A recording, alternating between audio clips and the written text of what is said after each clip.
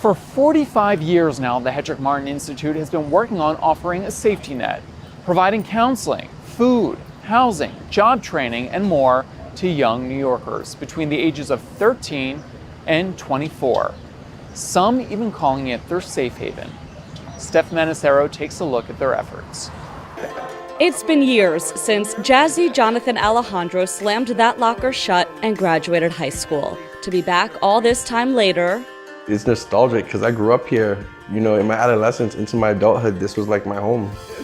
The feeling's similar for Frank Julca. It is a warmth that I felt when I first walked in as a 19-year-old, and it's the same warmth that I feel when I walk in now at 31.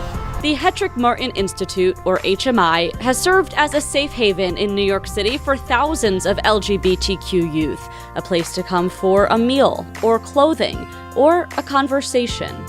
Queer young people who are seeking safety, that need crisis intervention support, but also young people who are just looking to make friends and find community. This Pride Month, HMI is celebrating 45 years of simply being there. Queer young people have more self-knowledge than your average person, right? Like they have to figure out who they are on their own through cognitive dissonance, through self-discovery, bravery, confronting all kinds of myths about what it means to be queer. I knew that I was queer from a very young age, and I told myself, okay, you're queer at age 14. Frank says understanding it himself was only the first part of his coming out journey. Step 2, he says, was finding a community. Growing up in Peru, a predominantly Catholic country, those connections weren't easy to find. When he moved to the city at 19, he found HMI.